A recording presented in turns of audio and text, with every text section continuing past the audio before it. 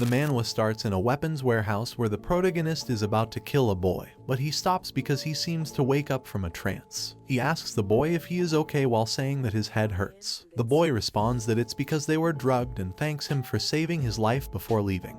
The protagonist wonders where he is, thinking that he should be sleeping in his room, when he realizes that the warehouse is full of corpses. Scared, the protagonist tries to remember what happened, but he can't. Then he sees a girl in a scientist's coat who is tied up, and he tries to help her, but she screams at him not to come closer. The protagonist sees a knife near her and then begins to remember what happened. He sees in his mind how a bunch of mutants came out of containment and attacked the guards, but he used the knife to stop them and kill them mercilessly. The protagonist's head hurts again, and the girl tells him that he is experiencing some kind of mutation, so she can take him to a room with an inhibitor if he helps her. Then the protagonist remembers that everything matches the setup of a game he created, so he thinks he's inside it. He frees the girl, who says she is an elite NPC named Si-yoon Kim, and she is surprised that he knows that.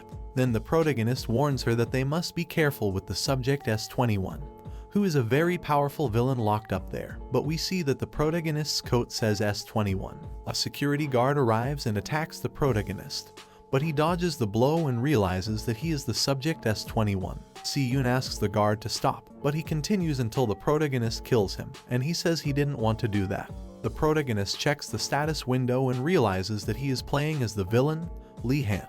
He apologizes for hurting someone, to which she says it's okay because it was in self-defense, but that she shouldn't have hit the protagonist so hard from the beginning. Suddenly, she injects the protagonist with a super tranquilizer, causing him to lose his strength. The protagonist thinks about disconnecting, but says he must find out if it's a game error and tries to convince her. But she says that he unknowingly killed the researchers and forgot about her, his personal handler, so she can't trust him. The protagonist's consciousness becomes blurry. We see him in the real world, where he meets a girl named Monica, the CEO of another game company, in a restaurant. They toast to finishing the project, and Monica tells him he should try Mystic World, the game that the protagonist developed, but he refuses. Although later on, we see him carrying a drunk Monica through the street, and she makes him promise to try it. Back in the game, the protagonist thinks it was Monica who got him into it, and tries to disconnect, but he can't. Si-yoon says that the tranquilizer has taken effect, and that the protagonist will have to earn her trust, so he must obey her until they leave the lab. The protagonist is forced to comply because the injection left him powerless. At that moment, the protagonist begins to see Lee-han's memories, where the investigators said they were drug experiments for monsters on humans. They claimed it would help humans awaken their powers, and they order Si-yoon to prepare the experiment. She agrees and speaks to the protagonist's body, asking it to endure and be successful so that they can provide better conditions for the other subjects,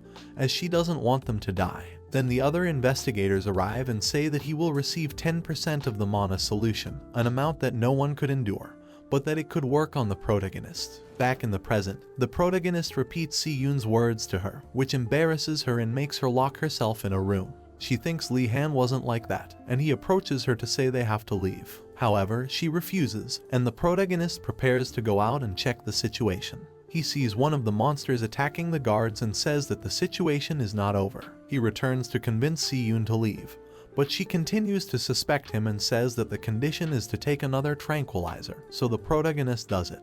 But Si-yoon tells him that he should not have taken it all, as only half is enough to kill him, and his body will disintegrate, so they must get an inhibitor. Suddenly, the protagonist receives a system notification that the tutorial mission, Survive, has started, and he cannot reject it. One of the monsters then appears, breaking through a wall and asking them to quickly treat his body. The protagonist and the monster begin to deteriorate, and Si-yoon says she will treat both of them, although she's not sure if she'll have time. The monster says he will also help them escape, but Si-yoon doesn't know if she can trust him.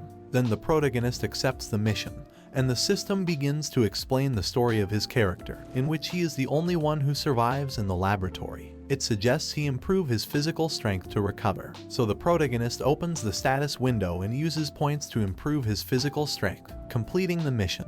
But the protagonist feels the pain increasing, and a second survival mission appears, telling him to look for medicine in the laboratory to stop the disintegration. Si-yoon begins to search among the medicines and finds an inhibitor. She gives it to the protagonist, but he doesn't open his mouth, so she drinks the inhibitor herself and puts it in the protagonist's mouth with a kiss, which causes him to wake up. The protagonist thanks her, although he doesn't remember anything, and the girl tells him to drink more inhibitor. This completes the second mission, and he is rewarded with gold and diamonds, which makes the protagonist think it's a scenario created by the development team. Then a third mission appears, warning him that the liquid won't last long and troops will arrive at the laboratory. So the protagonist puts the inhibitor in his inventory, surprising Si-yoon with an unknown magic, and he suggests they should keep everything they need there. The protagonist asks if she already trusts him, and she says she doesn't. She's only grateful he saved her life, but the protagonist knows she's not being honest. The protagonist dresses up and thinks that it could be reality, because everything that is happening to him he didn't even know as a developer. Si-yoon says that the monster cannot be saved,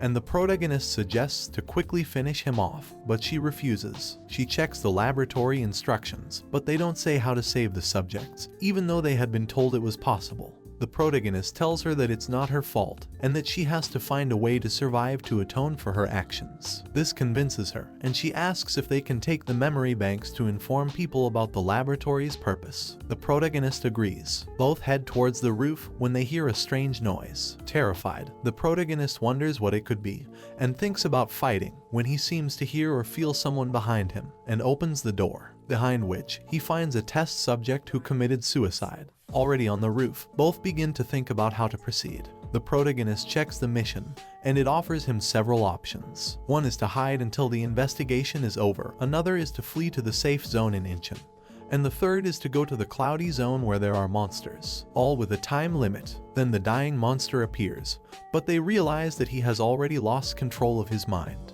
The monster attacks them. The protagonist puts Si-yoon to safety and then attacks the monster, but it doesn't seem to hurt him, and the monster manages to catch and knock him down, as the protagonist has his abilities blocked, and he says that ending like this is not something he likes. Then the protagonist opens the shop and uses the mission reward to summon a weapon. A huge flash appears, and the protagonist says that it means it's one of the best items, a 10-star item. We see the protagonist obtaining a weapon and armor while saying that it's time for the second round. The monster attacks him, but it doesn't do anything, and the protagonist sends it flying with just one hit of his staff. He checks his stats and says it'll be enough, but in doing so, he realizes it's a fake 10-star item. The monster starts climbing back up, so the protagonist decides to summon a hero. This summons a cat named Beatrice. The monster reaches the top, and the protagonist tells Beatrice to kill it, but she responds that she won't because she was just summoned and isn't in good condition. The monster attacks the protagonist again, who asks for Beatrice's help once more, but she says she can't because she's just as weak as he is. The protagonist asks her to at least activate her witch's workshop ability, but she gives him the same answer. The protagonist understands that it makes sense because Beatrice should have a human form, but she was summoned as a cat, so he asks her to at least protect Si-yoon, because he can't let her die, even if she's an NPC, and Beatrice says she can't believe he still thinks that way. The monster launches a ray that the protagonist narrowly avoids, and he thinks he doesn't know if he can do it. The protagonist continues receiving and blocking hits while thinking that he must hold on until the monster's body disintegrates. Si-yoon asks Beatrice why she's not helping him, and she says that she's waiting for the right moment because she's still weak. Si-yoon tells her that the protagonist could die before that, but the cat asks her if she's so desperate because she likes him, which makes her blush, and she says they're just companions until they get out of there. Then the protagonist is launched along with them, and Si-yoon tells him that his body won't hold up. So Beatrice tells him they can do something, but Si-yoon will have to put her life on the line. Then Beatrice stops the protagonist with her magic, and Si-yoon appears behind the monster to inject it with an antidote and accelerate its deterioration. But she must do it before it realizes or it will die. She manages to inject the monster, but it catches her, and she apologizes to the protagonist while the monster is about to crash her to the ground. The protagonist wants to help her, but Beatrice tells him they have to go, and she teleports them at the moment Si-yoon dies, to later see that the monster also exploded. In a scene change, we see a destroyed city where the protagonist hangs Beatrice and asks her why she made Si-yoon do that. Then the cat tells him that she wasn't an NPC and that they're not in a game, which implies that Si-yoon died for real, and the thought makes him vomit. Beatrice uses her magic to make him feel better, and the protagonist asks her if she sacrificed Si-yoon to save him, to which she responds that she did and did it so he would wake up to the truth that he's not in a game.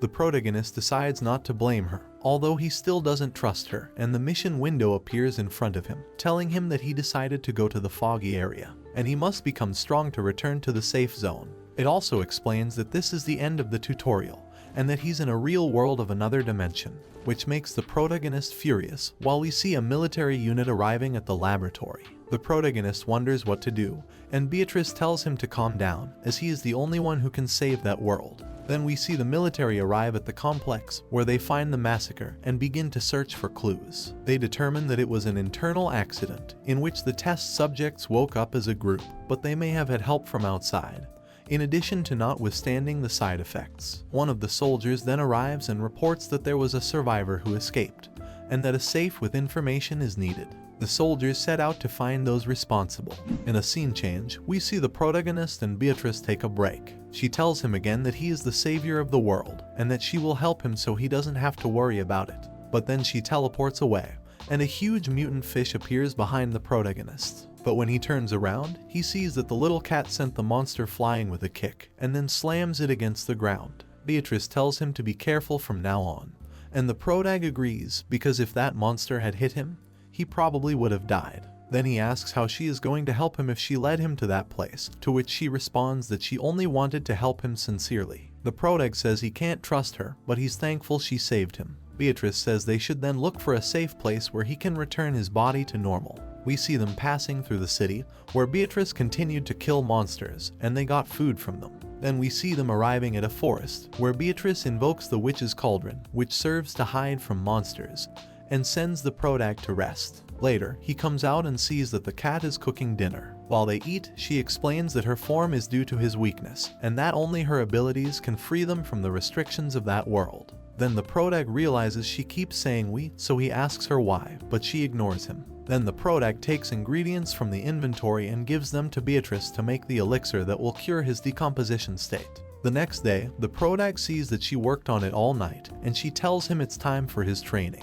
Then a status window appears with a physical training that will give him points for completing it. The protag recognizes it as a real routine, which he had heard about from Monica. Then Beatrice suggests he try the mission, as those that give additional points are rare, and the protag agrees. Later, we see the protag training, and he stops after doing push-ups, but he discovers that he has to do the whole training without resting for the mission to count. So he continues to work hard, and shouts that he will do it until the end so as not to lose that extra point. Later on, we see the protagonist trying to eat, but he is so tired that he can't even hold his spoon. Then Beatrice says she will help him, and jumps onto the protagonist's back, making him fall face down. This causes pain for the protagonist, but she says she is using healing magic to make him recover, which works. And the protagonist continues with his training. Later on, the protagonist checks his status window, where he sees that he only got 1 point, but his physical stats also improved. Then Beatrice takes a small sphere out of the cauldron and says it's ready, then throws it to the protagonist. She tells him to eat it and sleep well, while she finishes making the elixir with the remaining ingredients. The next day, the protagonist wakes up, and Beatrice asks him how he feels. He realizes that he doesn't feel any pain thanks to the medicine she gave him. In addition, his stats have improved, and he got 10 more points, so he goes out to do his training again. In a scene change, we see Captain Yoosung Jin, who scolds the officer who discovered that the test subject had escaped. The officer tells him that the protagonist took supplies for a month and that they found a village nearby, so they will go after him after that time. A month later, we see that the protagonist completed the mission and managed to get rid of the body in decomposition state. So now he must learn the infinite mana skill to also strengthen Beatrice. Then she leaves him alone, and the protagonist circulates the mana 10 times through his body, unlocking the skill, and they prepare to leave. But the protagonist's magic attracted the monsters after being released, so the fish monster appeared again. However, the protagonist says he wanted revenge for the last time, and that it's time to start his battle with a quick victory. And that's how the first part of this manhwa ends. If you have reached this part of the video, let me tell you that you have been one of the few people to make it here, so comment the word villain in the comments. Remember to subscribe so you don't miss any videos. Having said that, see you in the next video.